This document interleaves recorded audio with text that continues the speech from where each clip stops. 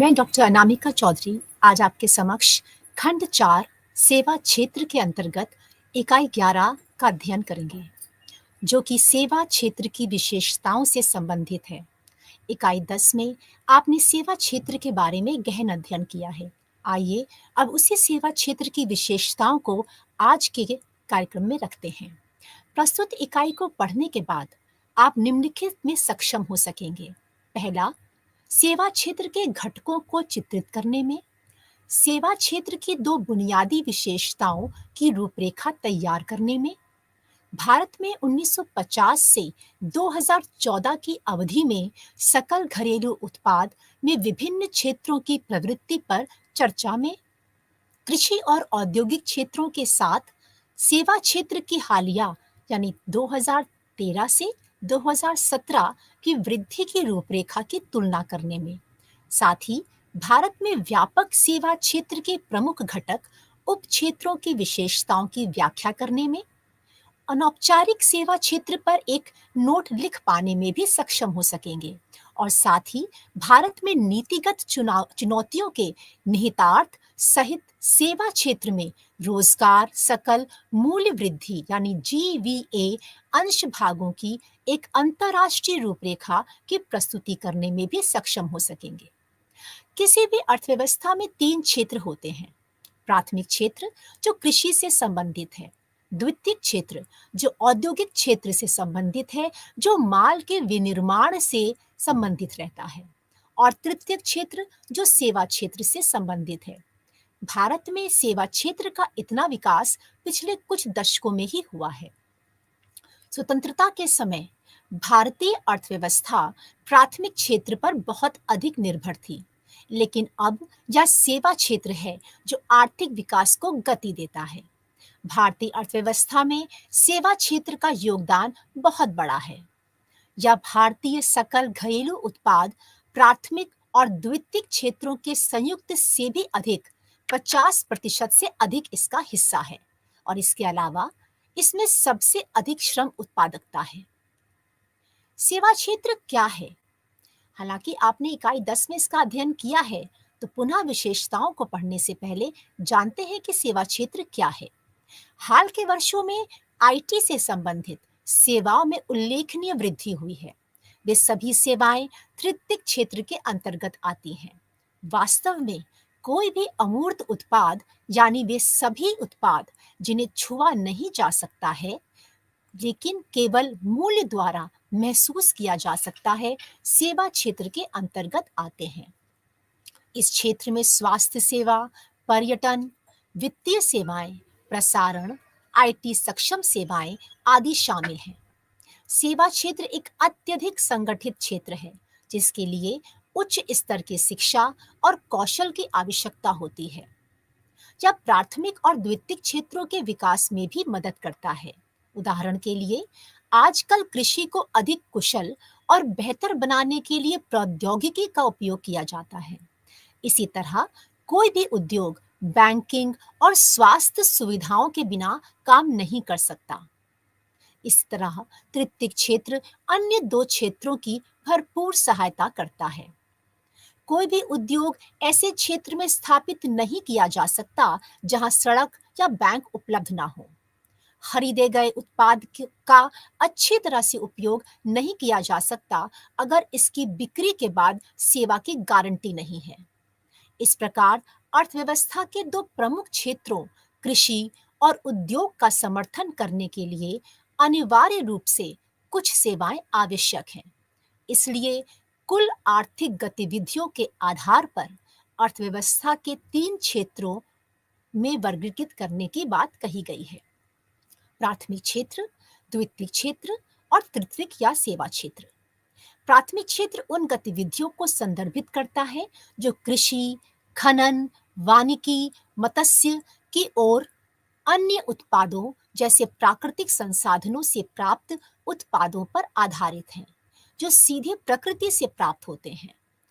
वहीं द्वितीयक क्षेत्र कच्चे माल के रूप में उपयोग किए जाने वाले प्राथमिक क्षेत्र के उत्पादों के मूल्य वर्धन के साथ तैयार माल का उत्पादन करता है। द्वितीयक क्षेत्र को विभिन्न वस्तुओं के निर्माण के लिए भारी मशीनरी के उपयोग की आवश्यकता होती है। अर्थव्यवस्था का तीसरा प्रमुख क्षेत्र यानी सेवा क्षेत्र है, जो किसी भी मूर्त सामान का उत्पादन नहीं करता है, लेकिन महत्वपूर्ण सेवाओं या कार्यों को करता है जिन्हें वस्तुओं या वस्तुओं के रूप में देखा, महसूस, चखा या स्पर्श नहीं किया जा सकता। इसमें विभिन्न उद्योग जैसे भंडारण, परिवहन, सूचना, निवेश, बैंकिंग, बीमा आदि शामिल है। इस क्षेत्र को तृतीयक क्षेत्र के रूप में भी जाना जाता है, क्योंकि यह अर्थव्यवस्था के तीन क्षेत्रीय वर्गीकरण में तीसरे स्तर पर है। चूंकि यह अनन्य क्षेत्रों का समर्थन करता है, इसलिए अर्थव्यवस्था के लिए इस क्षेत्र को विकसित करना बेहद महत्वपूर्ण है। इस क्षेत्र की सीमा और जिम्मेदारी बहुत व्यापक है, क्योंकि सेवाएं हर व्यक्ति के जीवन को छूती है। हर दिन या खाद्य सेवाओं, संचार, यात्रा, मनोरंजन पार्क या मानव विकास के लिए आवश्यक महत्वपूर्ण सेवाओं से संबंधित है, जैसे कि शिक्षा और स्वास्थ्य सेवाएं। यह क्षेत्र मानव पूंजी निर्माण से संबंधित है, जो अन्य दो क्षेत्रों प्राथमिक और औद्योगिक क्षेत्र के वास्तविक उत्पादन को निर्धारित करता है। स्कूल, कॉलेज, अस्पताल, कौशल विकास केंद्र सभी इसी क्षेत्र के अंतर्गत आते हैं। उद्योग जगत के साथ साथ घरेलू क्षेत्र के लिए भी सेवाओं की आवश्यकता होती है। इस पृष्ठभूमि के साथ आइए सेवा क्षेत्र की अवधारणा और वितान के बारे में अधिक विस्तार से जानते हैं। अवधारणा और वितान। सेवा उद्योग या सेवा क्षेत्र उन संस्थाओं से बना है जो उत्पादों को बेचने या सेवाओं की पेशकश के माध्यम से अपना आगम कमाते हैं। इसमें खुदरा, परिवहन, वितरण आदि शामिल हैं, जो औद्योगिक विकास के लिए महत्वपूर्ण रूप से आवश्यक हैं। इसमें मानव को मानव पूंजी में बदलने के कार्य में लगे क्षेत्रों की सेवाएं शामिल हैं। यह क्षेत्र प्राथमिक और द्वितीयक क्षेत्रों से अलग एक गैर वस्तु उत्पादक क्षेत्र है। सेवा क्षेत्र की मूल विशेषता गैर हस्तांतरणीयता है, जिसका अर्थ है कि सेवाएं किसी व्यक्ति विशेष या लोगों के समूह के लिए निर्मित की जाती है। उदाहरण के लिए, बैंकिंग सेवा का निर्माण या तो किसी व्यक्ति के लिए या किसी विशेष फर्म के लिए किया जाता है। एक बैंक कई व्यक्तियों के लिए काम करता है, लेकिन प्रत्येक व्यक्ति के लिए प्रदान की जाने वाली सेवाएं एक दूसरे के लिए अनन्य होती हैं। इसलिए प्रत्येक व्यक्ति के लिए प्रदान की गई सेवाएं एक अनुकूलित सेवा है, जिसे प्राप्तकर्ता द्वारा किसी अन्य व्यक्ति को हस्तांतरित नहीं किया जा सकता है। गैर हस्तांतरणीयता की विशेषता स्वास्थ्य और शिक्षा जैसे अन्य क्षेत्रों में देखी जा सकती है। एक व्यक्ति द्वारा अर्जित स्वास्थ्य और शिक्षा के लाभों को दूसरों को हस्तांतरित नहीं किया जा सकता, क्योंकि उन्हें प्रत्येक व्यक्ति द्वारा स्वतंत्र रूप से प्राप्त किए जाने की आवश्यकता होती है। हम परिवहन, संचार आदि जैसे अन्य सेवा क्षेत्रों की गैर हस्तांतरणीयता की विशेषता को समान तरीके से समझ सकते हैं। सेवा क्षेत्र की इस विशेषता यानी गैर हस्तांतरणीयता का निहित विषमता है। इसका मतलब यह है कि सेवाओं को अलग-अलग व्यक्तियों, फर्मों के लिए अलग-अलग तरीके से उत्पादित किया जाता है, या सभी के लिए समान रूप से वितरित किए जाने के लिए सेवाओं का उत्पादन थोक में नहीं किया जा सकता। सेवा क्षेत्र की एक अन्य विशेषता है गैर भंडारणीयता। इसका मतलब है कि इन सेवाओं को भविष्य में उपयोग के लिए संग्रहित नहीं किया जा सकता। विनिर्माण क्षेत्र के विपरीत, जहां भंडार को अप्रत्याशित भविष्य की मांग को पूरा करने के लिए रखा जाता है, भविष्य की जरूरतों को पूरा करने के लिए सेवाओं को संग्रहित नहीं किया जा सकता। उदाहरण के लिए, एक डॉक्टर का परामर्श रोग के अनुसार एक बीमारी से दूसरी बीमारी और एक व्यक्ति से दूसरे व्यक्ति के लिए भिन्न हो सकती है। परामर्श की प्रकृति किसी चिकित्सक के कौशल या योग्यता और किसी व्यक्ति के स्वास्थ्य मापदंडों पर निर्भर हो सकती है। एक ही दवा अलग-अलग व्यक्तियों में एक ही बीमारी के लिए प्रतिक्रियाशील हो सकती है। यही कारण है कि सेवा क्षेत्र के विकास के लिए कुशल जनशक्ति एक बुनियादी आवश्यकता है। हालांकि संचार प्रौद्योगिकी में हालिया घटनाक्रम सेवा क्षेत्र की विकास क्षमता को बढ़ावा देने के रूप में है, क्योंकि अब सेवाएं दूर स्थानों में स्थित लोगों को भी प्रदान की जा सकती है। एक डॉक्टर अपने मरीज के साथ वीडियो कॉल पर बातचीत करके अपना परामर्श दे सकता है, या एक चार्टर्ड अकाउंटेंट अपने ग्राहकों को एक समान तरीके से अपनी सलाह दे सकता है। सेवा क्षेत्र इस प्रकार राष्ट्रीय सीमाओं से परे अपनी सेवाओं का विस्तार कर सकता है। न केवल सेवाओं के लिए एक बढ़ा हुआ बाजार है, बल्कि दुनिया भर की अर्थव्यवस्थाओं में सेवाओं का वर्चस्व है। सेवा क्षेत्र के जबरदस्त विकास और आर्थिक योगदान ने सेवा क्षेत्र के उद्योग के मुद्दों और समस्याओं की ओर ध्यान आकर्षित किया है।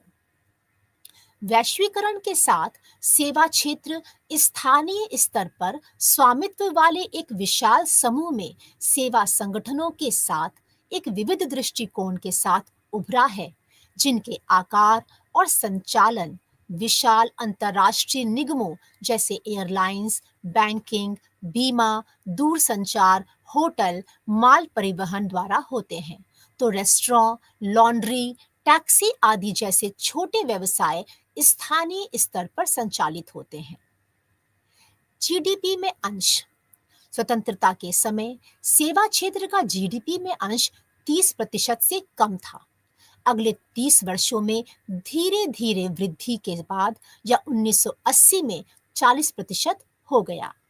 नव स्वतंत्र राष्ट्र भारत कृषि प्रधान था और स्वाभाविक ही था कि कृषि का जीडीपी अंश अधिकतम हो। यह 1950 में 50% से अधिक था, किंतु उसके बाद से इस क्षेत्र का अंश निरंतर कम होता रहा है, घटते हुए 2019 में मात्र 16% रह गया। इसी अवधि में उद्योग का अंश 1950 के लगभग 15% से बढ़कर 2019 में लगभग 30% हो गया। इस समय सेवा क्षेत्र का अंश इन तीनों क्षेत्रकों में से सर्वाधिक है, अर्थात 2019 में यह 54.3% रहा। दूसरे शब्दों में, जहां 1950 में कृषि क्षेत्र सर्वोच्च स्थान पर था, आज वहां सेवा क्षेत्र प्रतिष्ठित हो गया है। किंतु यह केवल जीडीपी अंश में दिखाई दे रहा है, रोजगार में नहीं। कृषि में स्वतंत्रता प्राप्ति के समय 70 से अधिक प्रतिशत रोजगार था, जो घटकर 2019 में 43% रह गया, जबकि सेवा क्षेत्र का अंश 15% से 32% ही हो पाया। समृद्धि की रूपरेखा। अंतर क्षेत्रीय समृद्धि विशेषकर हाल ही के वर्षों यानी 2013 से 2019 में के संदर्भ में कृषि एवं उद्योग दोनों की समृद्धि दरें दुगनी हो गई। कृषि 2012-13 के 1.4% से 2018-19 में 2.7% और उद्योग इसी अवधि में 3.6% से 7.5% हो गया। मध्यवर्ती वर्ष 2015-16 में तो उद्योग और कृषि दोनों में उल्लेखनीय वृद्धि दर्ज की गई है, क्रमशः 9.5% और 9%। यह संकेत करता है कि 2016-17 और 2017-18 दोनों वर्षों में इन क्षेत्रों के लिए उतने अच्छे नहीं रहे हैं। इस मंदन के लिए अनेक अध्ययनों ने दो विशेष कारण बताए हैं। पहला, विमुद्रीकरण और माल सेवा कर का क्रियान्वयन। भारतीय कृषि में निम्न प्रति व्यक्ति आय, उच्च रोजगार अंश के और जीडीपी अंश में निरंतर गिरावट के कारण लोग गैर कृषि क्षेत्र में रोजगार के विकल्प की तलाश को विवश हो रहे हैं। सरकार के शिक्षा और प्रशिक्षण के प्रयास तथा गैर कृषि क्षेत्रों को प्रोत्साहन की नीतियों ने जनशक्ति को कृषि से गैर कृषि व्यवसाय की ओर उन्मुख किया है। अवधि 2000 से 2019 में कृषि रोजगार अंश में 17% बिंदुओं की गिरावट, यानी 2000 में 60% से 2019 में 43% दर्ज की गई है। या जनशक्ति उद्योग एवं सेवा क्षेत्रों में लगभग समान रूप से क्रमशः 8.5 और 8.2% रोजगार पा गई है। भारत में प्रमुख क्षेत्रों की समृद्धि दरों को यदि देखा जाए तो कृषि में 2012-13 में यह 1.4% रही, वहीं 2015-16 में 2.1 और 2018-19 में 2.7% रही। उद्योग क्षेत्र को देखा जाए तो इसकी समृद्धि दर 2012-13 में 3.6%, 2015-16 में 9.5% और 2018-19 में 7.5% रही। वहीं सेवाओं की समृद्धि दर 12-13 में 7.9%, 15-16 में 9% और 18-19 में 7.6% रही। सेवा क्षेत्र के निष्पादन तथा इसके साथ जुड़े मुद्दों में योगदान करने वाले कारक कुछ ऐसे हैं। वर्ष 1991 में नए आर्थिक सुधार लागू किए जाने के बाद से ही सेवा क्षेत्र की समृद्धि को बड़ी उत्प्रेरणा मिली है। इसके लिए अधिक निजीकरण, एफडीआई प्रतिबंधों के निवारण तथा अनुमति प्रक्रिया के अधिक सुचारू होने की नीतियों के प्रभाव उत्तरदायी रहे हैं। इन सुधारों ने सेवा क्षेत्र को एक वैश्वीकृत विश्व में काम करने का एक नया सुअवसर प्रदान किया है। यह अंतर्राष्ट्रीय अंतर्क्रिया भारत में सेवा क्षेत्र की समृद्धि में योगदान करने वाली एक महत्वपूर्ण कारक बन गई है। तकनीकी प्रगति का भी इसमें भरपूर योगदान रहा है। अतः कुशल जनशक्ति की उपलब्धता ने संचार क्षेत्र की प्रगति के साथ मिलकर विकसित देशों द्वारा विकासशील देशों से बाह्य रूप से प्राप्त की जा रही सेवाओं ने भारत को लाभ उठाने का एक अवसर दिया है। भारत पारिश्रमिक दरों एवं कुशल जनशक्ति के आधार पर एक तुलनात्मक लाभ के साथ इस अंतर्राष्ट्रीय स्पर्धा में भागीदारी कर पाया है। भारत सेवा क्षेत्र की समृद्धि, जीडीपी में इसके अंशदान में वृद्धि तथा व्यापार और निवेश अंशों में निरंतर सुधार, वे मुख्य कारण हैं कि जहां अन्य देशों में आर्थिक समृद्धि ने कृषि से उद्योग और फिर उद्योग से सेवा की ओर संरचनात्मक बदलाव किए थे, वहां भारत ने सीधे ही कृषि से सेवा की ओर छलांग लगा दी है।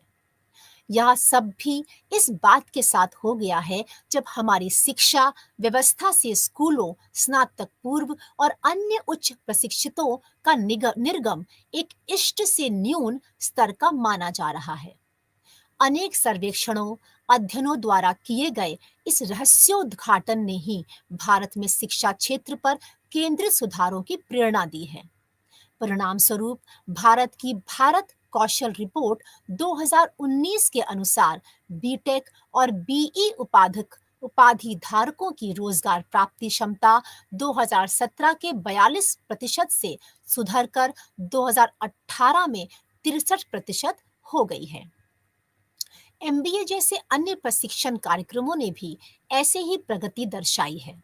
अन्य कारकों के साथ साथ यहाँ बाजार उन्मुखी प्रशिक्षण कार्यक्रमों का भी बड़ा योगदान रहा है। इन कार्यक्रमों के स्नातकों के लिए इंटर्नशिप संबंधित प्रमाणन को इस परिवर्तन का एक मुख्य प्रचालक माना गया है। उप क्षेत्रों के घटक सेवा क्षेत्र में शामिल उप क्षेत्र हैं व्यापार, होटल और रेस्टोरेंट, परिवहन, भंडारण और संचार, और तीसरा है वित्तीय, भूमि, भवन और व्यावसायिक सेवाएं, और चौथा सार्वजनिक प्रशासन, रक्षा, कानून और व्यवस्था और न्यायपालिका आदि। सेवाओं में व्यापार एक अधिक लोकप्रिय शब्द ने हाल ही में डब्ल्यूटीओ के संदर्भ में साहित्य में प्रवेश किया है। आइए पहला सेवा क्षेत्र के महत्वपूर्ण उप क्षेत्रों के बारे में जानें। व्यापार और परिवहन सेवाएं।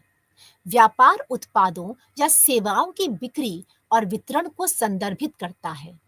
जब ऐसा व्यापार विभिन्न देशों के बीच होता है, तो यह सेवाओं में अंतर्राष्ट्रीय व्यापार बन जाता है, जो मुख्य रूप से आईसीटी यानी सूचना और संचार प्रौद्योगिकी सेवाओं का गठन करता है। आईसीटी सेवाओं ने भारत के व्यापार अधिशेष में वृद्धि प्रदान करते हुए भारतीय निर्यात में कई गुना वृद्धि की है। सेवा निर्यात ने अच्छी तरह से भुगतान की गई नौकरियों की संख्या में वृद्धि करके और उच्च उत्पादकता वाले क्षेत्रों में श्रम को अंतरित करके समावेशी आर्थिक समृद्धि में योगदान दिया है। उन्होंने सरकार के कर राजस्व में भी वृद्धि की है, जो सरकार को विकास कार्यों पर अधिक खर्च करने में सक्षम बनाता है। इसने ऐसी सेवाओं में श्रमिकों के प्रति व्यक्ति आय में वृद्धि के कारण वस्तुओं और बुनियादी ढांचे की घरेलू मांग को भी प्रेरित किया है। व्यापार की एक महत्वपूर्ण उपश्रेणी परिवहन क्षेत्र है। इस क्षेत्र में रोडवेज, बंदरगाह, राजमार्ग, रेल और विमानन शामिल है। परिवहन सेवाओं में घरेलू के साथ साथ अंतर्राष्ट्रीय मांग भी है।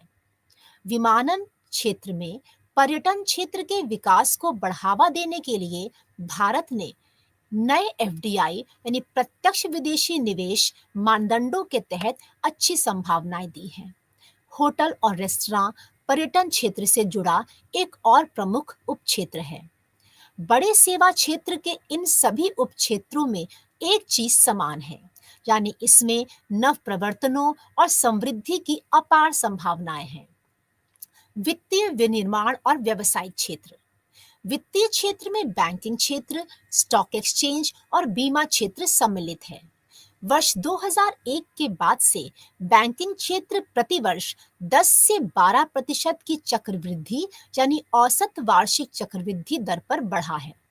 विशेष रूप से इस क्षेत्र के म्यूचुअल फंड्स अनुभाग में 2016 से 18 की अवधि में 9 से 12% की वृद्धि हुई है।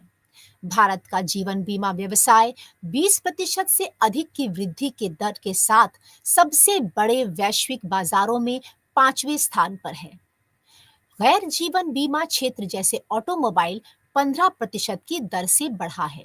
2016 में बीमा क्षेत्र को निजी निवेश के लिए खोला गया था और बाजार वैश्विक खिलाड़ियों के प्रवेश के साथ प्रतिस्पर्धा हो गया है। इसने अपनी जोखिम प्रबंधन क्षमता को मजबूत करने में योगदान दिया है। तेजी से शहरीकरण से प्रेरित आवास और वाणिज्यिक स्थानों की बढ़ती मांग के साथ भारतीय भूमि भवन क्षेत्र उभरते बाजारों को सबसे तेजी से बढ़ते क्षेत्रों में से एक बन गया है। इसने विदेशी निवेशकों की महत्वपूर्ण भागीदारी को आकर्षित किया है। एक अन्य प्रमुख उपक्षेत्र व्यावसायिक और पेशेवर सेवाएं हैं, जिसमें कंप्यूटर, अनुसंधान और विकास, लेखांकन और कानूनी सेवाएं शामिल हैं। इस क्षेत्र में भी अंतर्राष्ट्रीय और घरेलू दोनों प्रकार की मांग है। भारत के सकल घरेलू उत्पाद में व्यावसायिक सेवाओं के हिस्से ने 2011-12 में 13.5% संयुक्त विकास दर्ज किया है। व्यावसायिक सेवाओं में अनुसंधान और विकास भारत के सकल घरेलू उत्पाद में लगातार उच्च लगभग 20% वृद्धि के साथ दूसरे स्थान पर है। सार्वजनिक और निजी दोनों क्षेत्रों की सक्रिय भागीदारी के साथ अनुसंधान और विकास में भारत को प्रतिस्पर्धात्मक लाभ उपलब्ध है। लोक प्रशासन, रक्षा एवं अन्य सेवाएं। आधुनिक लोकतंत्रों में सार्वजनिक सेवाओं को नागरिक सेवकों द्वारा चलाया जाता है और यह बढ़ते हुए समाज की सेवाओं की मांग से प्रेरित होता है। राष्ट्रीय रक्षा एक ऐसी सेवा है जिसके लिए भारी सार्वजनिक व्यय की आवश्यकता होती है। 2013 में भारत में पहली बार रक्षा क्षेत्र को प्रत्यक्ष विदेशी निवेश सीमा में वृद्धि की मंजूरी दी गई। तब से इस उपक्षेत्र में उल्लेखनीय वृद्धि हुई है। 2017 में सार्वजनिक प्रशासन और रक्षा सेवा क्षेत्र में वार्षिक वास्तविक सकल मूल्य वृद्धि यानी जीवीए सकल घरेलू उत्पाद का 11.3% था। 2016 में यह 6 दिसंबर 9% रहा। लोक प्रशासन एक स्थिर उपक्षेत्र है जिसकी औसत वृद्धि दर 1980 के दशक से स्थिर प्रायः है। इसका मतलब है कि उपरोक्त वृद्धि 6 दिसंबर 9% से बढ़कर 11 दिसंबर 3% केवल एक वर्ष में ही पूरी तरह से रक्षा क्षेत्र में वृद्धि के कारण है। समग्र सकल मूल्य वृद्धि अर्थात उनके कुल प्रतिशत को 100% मानते हुए इन तीनों क्षेत्रों के योगदान हैं।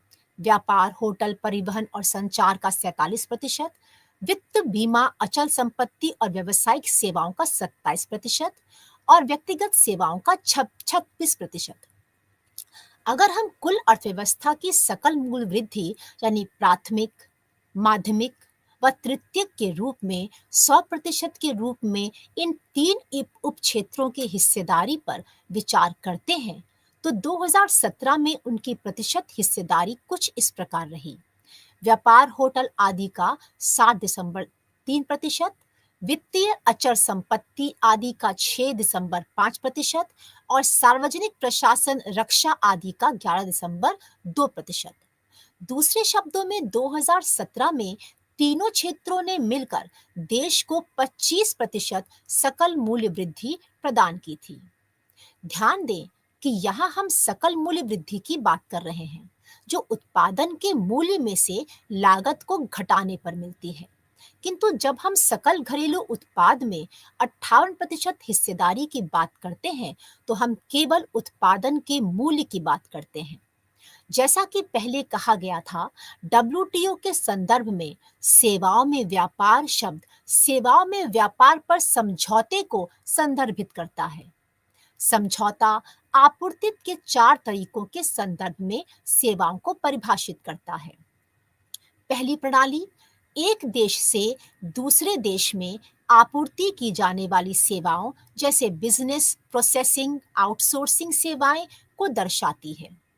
दूसरी प्रणाली, व्यक्तिगत उपभोक्ताओं या फर्मों को किसी अन्य देश जैसे अंतर्राष्ट्रीय पर्यटन में कुछ सेवाओं के उपयोग से संबंधित है।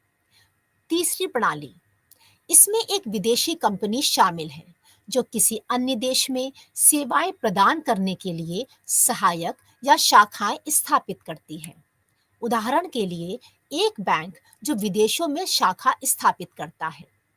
चौथी प्रणाली, एक देश से यात्रा कर दूसरे देश में सेवाएं प्रदान करने वालों को सम्मिलित किया जाता है, जैसे आईटी सेवा प्रदान करने के लिए विदेशी यात्रा करने वाला सलाहकार। अनौपचारिक असंगठित सेवा क्षेत्र, अर्थव्यवस्था के औपचारिक या संगठित क्षेत्र को उन व्यावसायिक संस्थाओं के रूप में परिभाषित किया जाता है जो सरकार के नियमों और विनियमन द्वारा नियंत्रित होती है और करों का भुगतान करती है।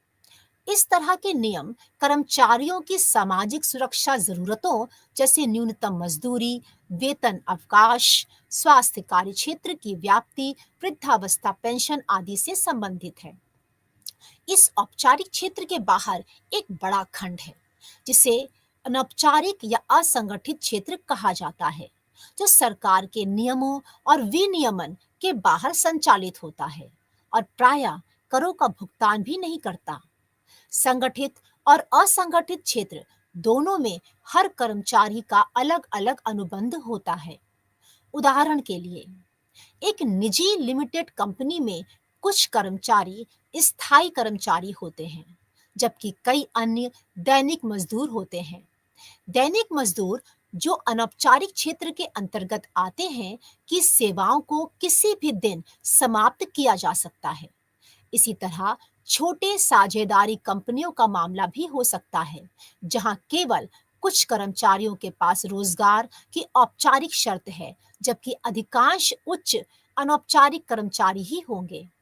जहां औपचारिक कर्मचारियों को नियोक्ता से नौकरी की सुरक्षा, चिकित्सा सुविधाएं, सामाजिक सुरक्षा पेंशन का प्रावधान है, वहीं अनौपचारिक कर्मचारियों के रूप में काम करने वालों को इस तरह के किसी भी लाभ का आनंद नहीं मिल पाता है। कई लोग प्रशिक्षण, अनौपचारिक शिक्षा और अवसरों की कमी के कारण इस क्षेत्र में काम करने के लिए मजबूर हैं। लेकिन यह क्षेत्र न केवल इसलिए महत्वपूर्ण है कि यह बड़ी संख्या के लोगों के लिए आय अर्जन के अवसर पैदा करता है, बल्कि यह क्षेत्र देश के सकल घरेलू उत्पाद में महत्वपूर्ण योगदान भी देता है। यह क्षेत्र गरीबी उन्मूलन में महत्वपूर्ण भूमिका निभाता है। राष्ट्रीय असंगठित क्षेत्र उद्यम आयोग ने NCEUS अनौपचारिक असंगठित क्षेत्र को परिभाषित करते हुए लिखा है कि ऐसे उद्यम जो निजी स्वामित्व में हैं और जिसमें स्वनियोजित श्रमिकों सहित 10 से कम श्रमिक कार्यरत हैं, जो किसी स्वामित्व या साझेदारी के आधार पर संचालित वस्तुओं और सेवाओं की बिक्री और उत्पादन में लगे हुए हैं। ऐसे अनौपचारिक व्यावसायिक सेवा क्षेत्र की श्रेणी के उदाहरण में दाई, घरेलू कामगार, मछुआरे, नाई, सब्जी और फल विक्रेता, मोची, न्यूज़पेपर विक्रेता इत्यादि शामिल हैं। वे देश में कार्यरत कुल कर्मचारियों की संख्या का एक बड़ा हिस्सा हैं।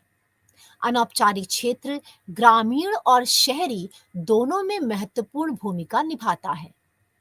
शहरी उपभोक्ताओं को अपनी सेवाएं प्रदान करने वाले खंडों में हम व्यावसायिक श्रेणियों की पहचान कर सकते हैं, जैसे दर्जी, शारीरिक रूप से विकलांग स्वरोजगार वाले व्यक्ति, रिक्शा चालक, ऑटो चालक, बढ़ई, इलेक्ट्रीशियन, प्लम्बर, टेनरी कर्मचारी इत्यादि। कुल रोजगार की संरचना यानी तीनों क्षेत्रों को मिलाकर भारत में संगठित बनाम असंगठित क्षेत्र 2004-5 में 13:87 के अनुपात में थी। यह स्थिति 2011-12 में 17:83 हो गई थी। यह 2004-5 में संगठित क्षेत्र के रोजगार में 13% से 2011-12 में 17% की वृद्धि को दर्शाता है, जबकि अनौपचारिक क्षेत्र में रोजगार 87 से 83% गिर गया। यह अनुपात NSSO के 2 सर्वेक्षणों 2005 और 2012 पर आधारित है। अकेले सेवा क्षेत्र में 2005 से 2012 के बीच औपचारिक और अनौपचारिक श्रमिकों के वितरण में परिवर्तन औपचारिक श्रमिकों के लिए 4.7% से 5.8% और अनौपचारिक श्रमिकों के लिए यह प्रतिशत 18.7% से बढ़कर 21% हो गया। इस प्रकार अनौपचारिक रोजगार की हिस्सेदारी यानी 2.3% की वृद्धि में कहीं अधिक वृद्धि की तुलना में औपचारिक रोजगार की वृद्धि मामूली 1.1% की वृद्धि ही रही। NSSO सर्वेक्षण के परिणाम अक्सर काफी समय अंतराल के साथ उपलब्ध होते हैं और संकेतित अनुपात व्यापक प्रवृत्ति के उदाहरण ही है। मध्यवर्ती सेवा क्षेत्र इंजीनियरिंग एवं अनुसंधान और विकास जैसे गतिशील सेवा क्षेत्रों ने हाल के वर्षों में वैश्विक स्तर पर तेजी से उत्पादकता वृद्धि देखी है। इस तरह की अधिकांश सेवाएं विनिर्माण क्षेत्र की मदद कर रही हैं और इस प्रकार अंतिम उत्पादन का हिस्सा हैं। विशेष रूप से अनुसंधान और विकास R&D नए उत्पादों को विकसित करने के साथ-साथ मौजूदा उत्पादों को उन्नत करने में योगदान देता है। इस अर्थ में अनुसंधान और विकास सेवाएं सीमा पार सेवाओं में योगदान करती हैं और इनकी प्रकृति मध्यवर्ती सेवाओं जैसी है।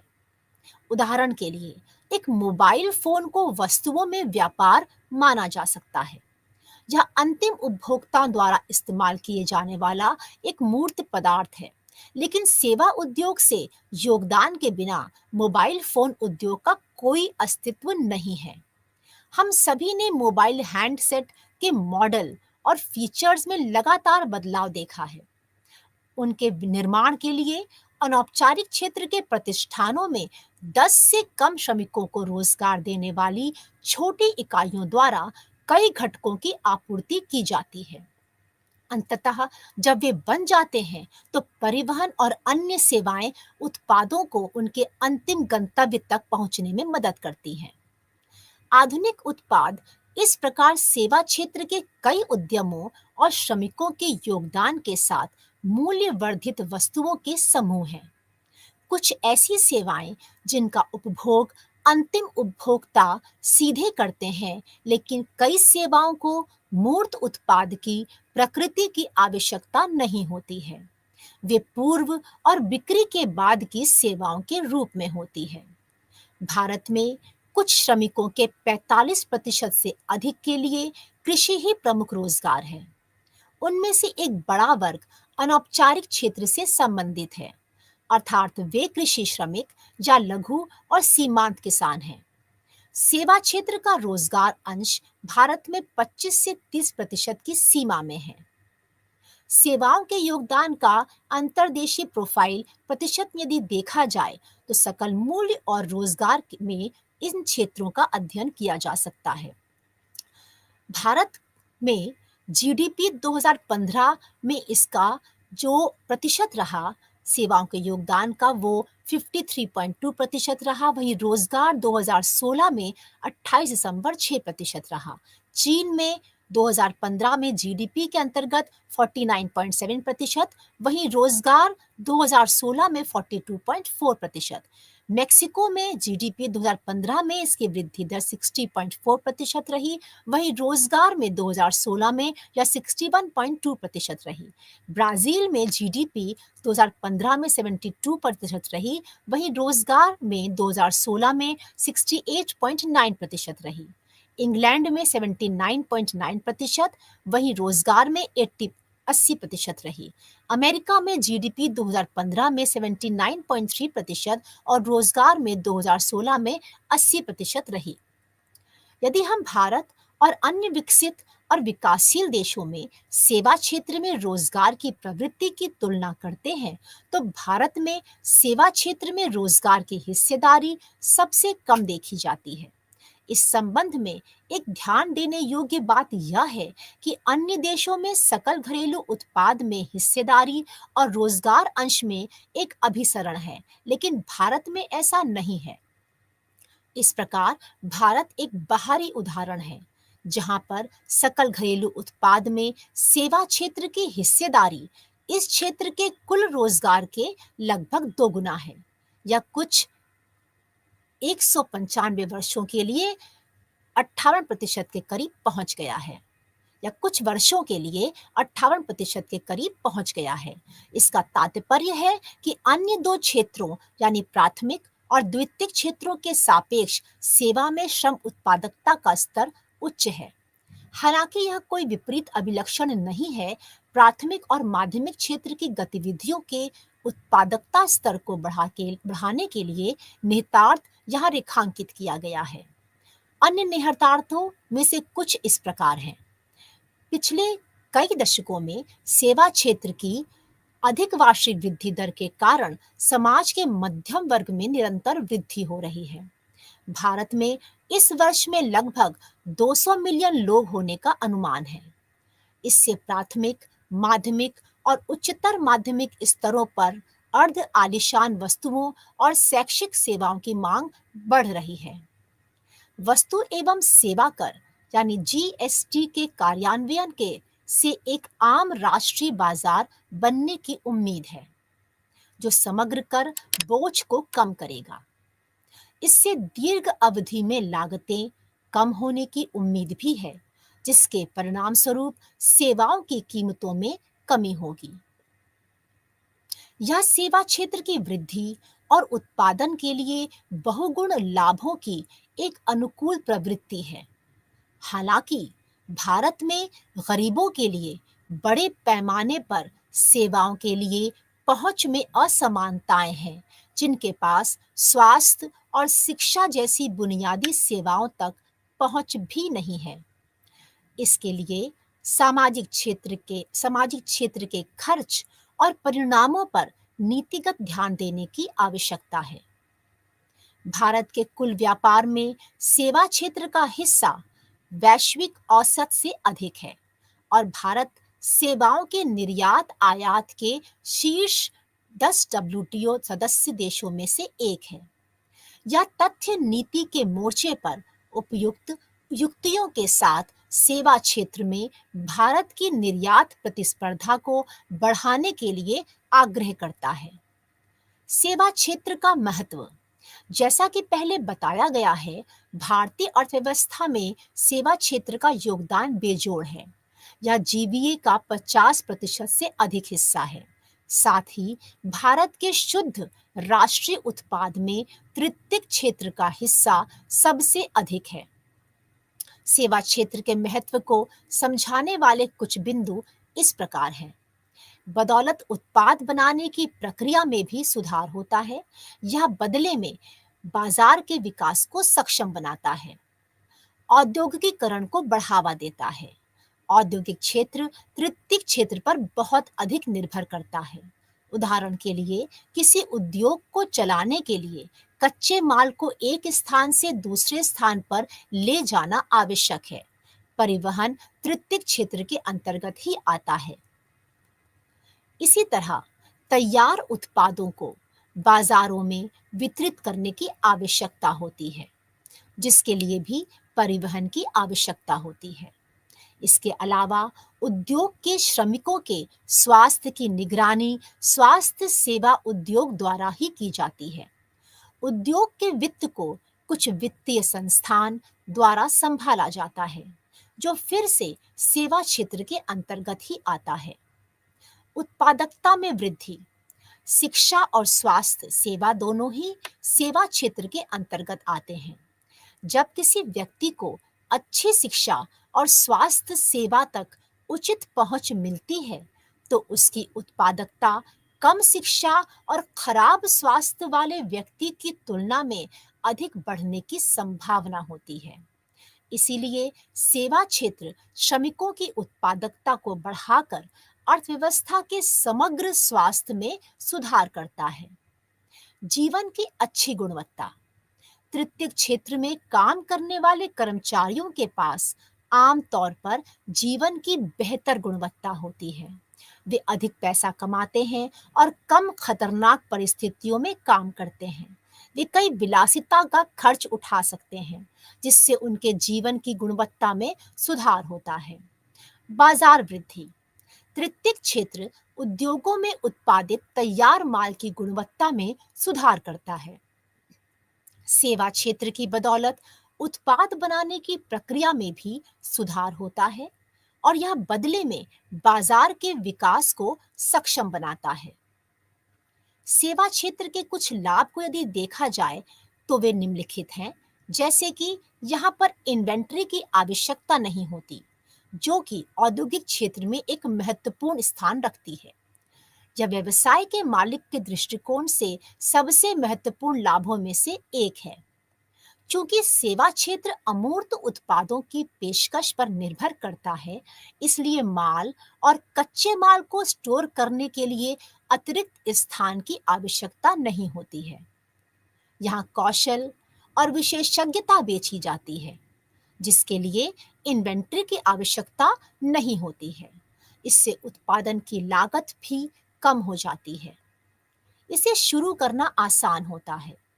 तृतीयक क्षेत्र में व्यवसाय शुरू करना आसान है, क्योंकि इसमें विनिर्माण संयंत्र स्थापित करने या कच्चे माल की खरीद करने की कोई अनिवार्य आवश्यकता नहीं है। उदाहरण के लिए, आईटी सक्षम सेवाएं प्रदान करने वाली किसी भी कंपनी को कम काम करने के लिए केवल इंटरनेट और लैपटॉप की आवश्यकता होती है। काम घर से भी किया जा सकता है, इसलिए बड़े कार्यालयों की भी आवश्यकता नहीं होती है। यही कारण है कि भारत में अधिकांश स्टार्टअप सेवा क्षेत्र के दायरे में आते हैं।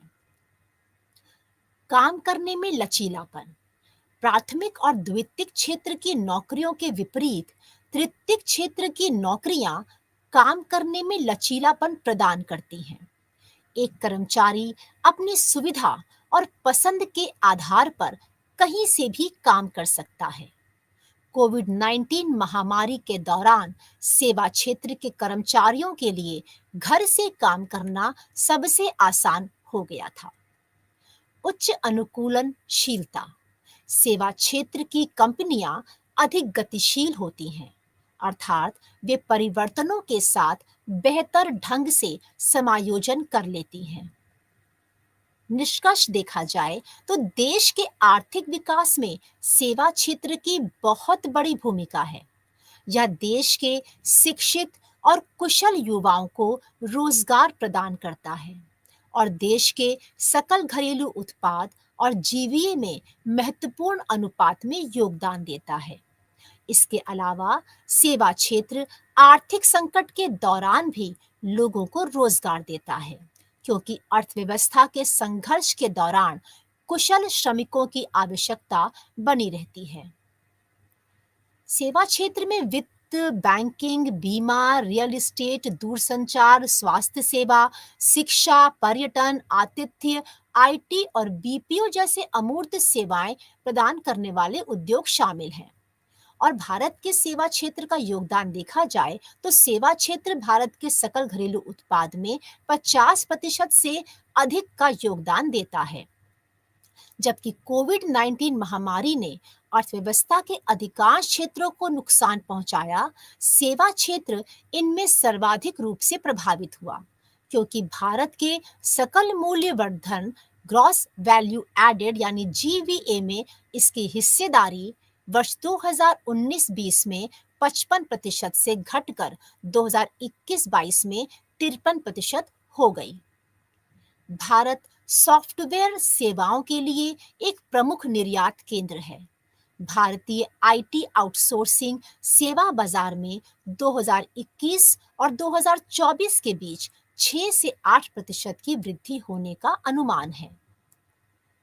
सितंबर 2023 में भारत ने वैश्विक नवाचार सूचकांक यानी ग्लोबल इनोवेशन इंडेक्स जीआईआई में अपनी 40वीं रैंक बरकरार रखी है, जो तकनीकी रूप से गतिशील और अंतर्राष्ट्रीय स्तर पर कारोबार की जाने वाली सेवाओं की सफल प्रगति को प्रदर्शित करता है।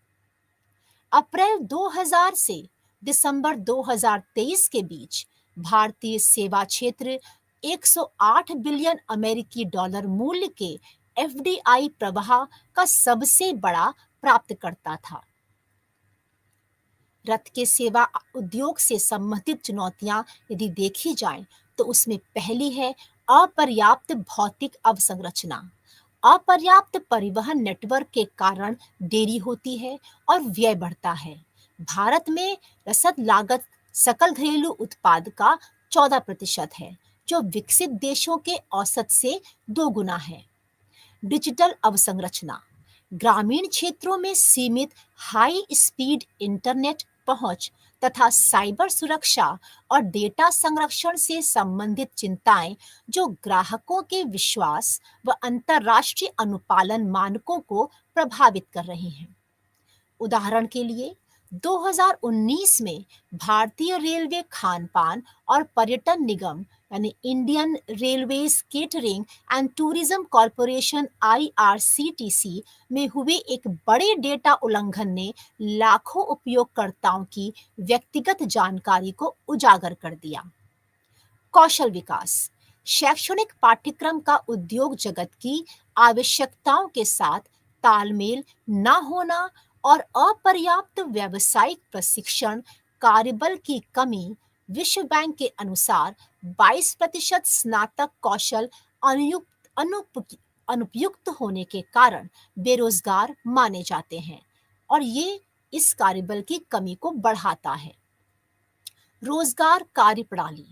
कठोर श्रम कानून नियुक्ति और बर्खास्तगी में लचीलेपन के रूप में बाधा डालते हैं, जबकि कई सेवा नौकरियों में कम वेतन मिलता है और नौकरी की सुरक्षा का अभाव होता है, जिससे कभी-कभी बड़े पैमाने पर छटनी हो जाती है। कराधान संबंधी मुद्दे। अनेक करों और अनुपालन आवश्यकताओं के कारण व्यवसायों का प्रशासनिक बोझ बढ़ जाता है और यद्यपि वस्तु एवं सेवा कर यानी goods and services tax GST का उद्देश्य प्रणाली को सरल बनाना था, लेकिन इसका कार्यान्वयन कई सेवा प्रदाताओं के लिए चुनौतीपूर्ण रहा है। घरेलू प्रतिस्पर्धा। अनेक एसएमई के बीच तीव्र प्रतिस्पर्धा लाभप्रदता को सीमित करती है, जबकि सेवा उद्योग में असंगठित क्षेत्र के कारण सेवा की गुणवत्ता और मानकों में असंगति उत्पन्न हो जाती है। इसके अलावा भारतीय सेवा क्षेत्र में स्पष्ट अपस्ट्रीम डाउनस्ट्रीम विभेद और स्वदेशी मूल का अभाव होने के कारण स्थानीय सांस्कृतिक एवं आर्थिक विशेषताओं को अपनाने के बजाय विदेशी ढांचे जैसा दिखने का जोखिम है। अंतर्राष्ट्रीय प्रतिस्पर्धा। आईटी और वित्त जैसे क्षेत्रों में स्थापित वैश्विक कंपनियों की उपस्थिति स्थानीय फर्मों के लिए प्रतिस्पर्धा को बढ़ाती है, जबकि विदेशों में संरक्षणवादी उपाय भारतीय सेवा निर्यातकों हेतु बाजार तक पहुंच को प्रतिबंधित कर सकते हैं। उदाहरण के लिए, अमेरिका H-1B वीजा कोटा लागू करता है, जिससे भारतीय आईटी कंपनियों के लिए अमेरिका में परियोजनाओं पर कार्य करने हेतु कुशल श्रमिकों को भेजना कठिन हो जाता है। वित्तीय पहुंच। किफायती वित्त एक सीमित पहुंच सेवा प्रदाताओं के लिए विकास एवं विस्तार को अवरुद्ध करती है, अनुसंधान और विकास में होने वाले निवेश में बाधा डालती है तथा नवाचार एवं प्रतिस्पर्धा को भी प्रभावित करती है।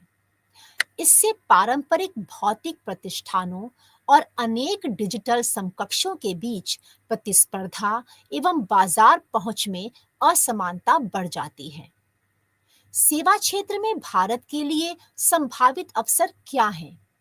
आईटी बीपीओ यानी बिजनेस प्रोसेस आउटसोर्सिंग फिनटेक।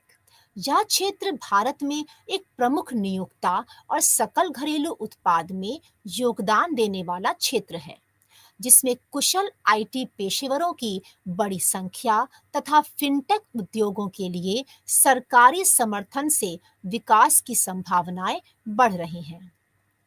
स्वास्थ्य सेवा एवं पर्यटन। भारत का तेजी से बढ़ता स्वास्थ्य सेवा क्षेत्र बढ़ती उम्रदराज आबादी, बढ़ती प्रयोज्य आय और तेजी से बढ़ते चिकित्सा पर्यटन उद्योग द्वारा संचालित है, जो विकसित देशों की तुलना में कम लागत पर उच्च गुणवत्ता वाली देखभाल प्रदान करता है। लॉजिस्टिक और परिवहन। भारत के अविकसित लॉजिस्टिक्स क्षेत्र में उल्लेखनीय वृद्धि की संभावनाएं हैं, जिससे सरकारी बुनियादी ढांचे में निवेश से बल मिलेगा, जिससे लॉजिस्टिक्स और परिवहन कंपनियों के लिए अवसरों का सृजन होगा। शिक्षा। भारत की विस्तृत युवा आबादी और गुणवत्तापूर्ण शिक्षा की बढ़ती मांग ऑनलाइन शिक्षा एवं व्यावसायिक प्रशिक्षण सेवाएं प्रदान करने वाली कंपनियों के लिए विभिन्न अवसर उत्पन्न कर रही है। पेशेवर सेवाएं। भारत में लेखांकन, कानून और परामर्श जैसे क्षेत्रों में कुशल पेशेवरों की संख्या में वृद्धि व्यवसायों को पेशेवर सेवाएं प्रदान करने वाली कंपनियों के लिए पर्याप्त अवसर उत्पन्न कर रही है। आगे की राह देखी जाए तो सामाजिक सुरक्षा पोर्टेबिलिटी बहुत महत्वपूर्ण है। एक पोर्टेबल सामाजिक सुरक्षा प्रणाली डिजाइन करने की आवश्यकता है, जो औपचारिक और अनौपचारिक क्षेत्रों के बीच संक्रमण करने वाले गिग श्रमिकों तथा लोगों की आवश्यकता को पूरा करती है। उद्यमिता और नवाचार उद्योग। उद्योग विशिष्ट स्टार्टअप्स, इनक्यूबेटरों और त्वरकों की स्थापना करना तथा आशाजनक स्टार्टअप्स के लिए प्रारंभिक चरण के वित्त पोषण प्रदान हेतु एंजल निवेशकों के नेटवर्क का विस्तार करना। अधिकारहीन समुदायों के लिए लक्षित कार्यक्रम। स्माइल अभियान की तरह अधिकारहीन समुदायों से संबंधित व्यक्तियों के लिए लक्षित कौशल विकास कार्यक्रमों को कार्यान्वित करने की आवश्यकता है, जिससे समावेशिता सुनिश्चित हो और सक्रिय कार्यबल में भागीदारी को बेहतर किया जा सकता है। एआई और ऑटोमेशन रीस्किलिंग। एआई, रोबोटिक्स और डेटा साइंस में प्रशिक्षण प्रदान करके ऑटोमेशन यानी सेंसर, नियंत्रण एवं एक्चुएटरीज का एक एकीकरण के उदय के लिए कार्यबल को गठित करने की आवश्यकता है, जिससे श्रमिक इस बदलते नौकरी बाजार के लिए अनुकूल हो सकेंगे तथा उनका विकास सुनिश्चित हो सकेगा। दूरस्थ कार्य। अवसरों को सुविधाजनक बनाना। दूरस्थ कार्य को सुविधाजनक बनाने के लिए कंपनियों द्वारा प्रौद्योगिकी को अपनाने का बढ़ावा देना, शहरी केंद्रों के बाहर रहने वाले लोगों के लिए रोजगार की पहुंच को बढ़ाना और बेहतर कार्य जीवन संतुलन को बढ़ावा देने की आवश्यकता है। सर्वोत्तम प्रथाएं। पेरू की राष्ट्रीय रणनीति से प्राप्त जानकारियों का लाभ उठाकर अनौपचारिक कामगारों को आधिकारिक क्षेत्र में स्थानांतरण हेतु प्रेरित करने के लिए उपायों को कार्यान्वित करने की आवश्यकता है। इसके अंतर्गत राज्य, व्यापार, शिक्षा संस्थान, कर्मचारी, नागरिक समाज और आदिवासी लोगों सहित विभिन्न हिस्सेदारों को शामिल किया जाना चाहिए। सार संक्षेप। सेवा क्षेत्र में कई उपक्षेत्र शामिल हैं, जिनमें से 3 प्रमुख क्षेत्र हैं: व्यापार, संचार और परिवहन, दूसरा है वित्तीय, भूमि भवन और व्यावसायिक सेवाएं, और तीसरा है लोक प्रशासन और रक्षा। इनमें से कई उपक्षेत्रों ने हाल के वर्षों में बहुत अच्छी वृद्धि क्षमता दिखाई है। समग्र रूप से भारत में सेवा क्षेत्र ने पिछले 7 दशकों में 6.2% की औसत वृद्धि दर बनाए रखी है। यह 1990 और 2000 के दशक के दौरान और अधिक बढ़ गई है, जिसमें कई उपक्षेत्र 10 से 20% की दर से बढ़कर 58% कुछ वर्षों के लिए हो गई। इस तरह की विशाल वृद्धि संभावनाओं के उपयुक्त सरकारी नीतियों और सार्वजनिक व्यय द्वारा विदोहन की आवश्यकता है। इसके लिए अपरिसंरचना सामाजिक क्षेत्र पर व्यय में विस्तार की आवश्यकता है। यह किसी उद्योग या अर्थव्यवस्था के क्षेत्र में उत्पादित अंतिम वस्तुओं और सेवाओं के मूल्य का माप है। यह एक वित्तीय वर्ष के दौरान किसी देश में उत्पादित सभी वस्तुओं और सेवाओं के बाजार मूल्य का एक मौद्रिक माप है। किसी देश में स्थित फर्म या व्यक्ति द्वारा दूसरे देश में स्थित भौतिक संपत्ति को उत्पन्न कराने वाले निवेश को संदर्भित करता है।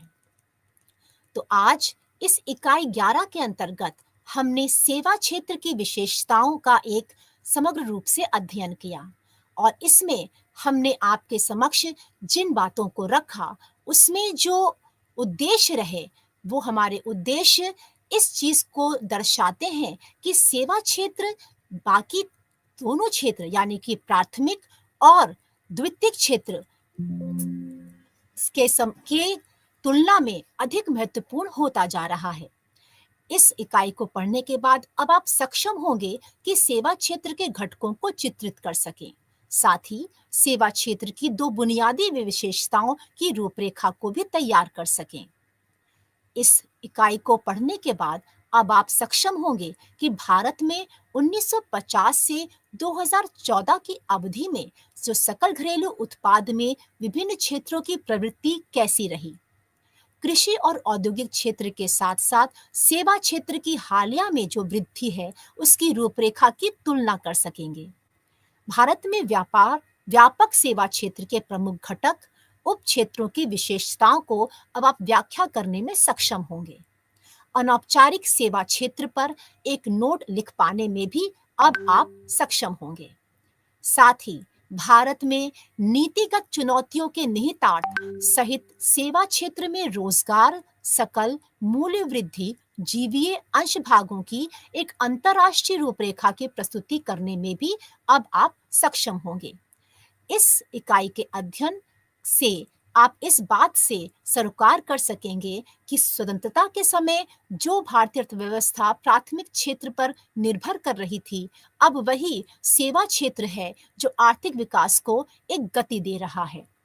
और आज के परिवेश में भारतीय अर्थव्यवस्था में सेवा क्षेत्र का योगदान बहुत बड़ा है, जिसे हम सकल घरेलू उत्पाद के रूप में देखें तो यह 50% से अधिक की हिस्सेदारी रखता है, और इसके अलावा इसमें सबसे अधिक श्रम उत्पादकता भी देखने को मिलती है। तो आज के लिए इस इकाई का अध्ययन आपके समक्ष प्रस्तुत किया गया। नमस्कार।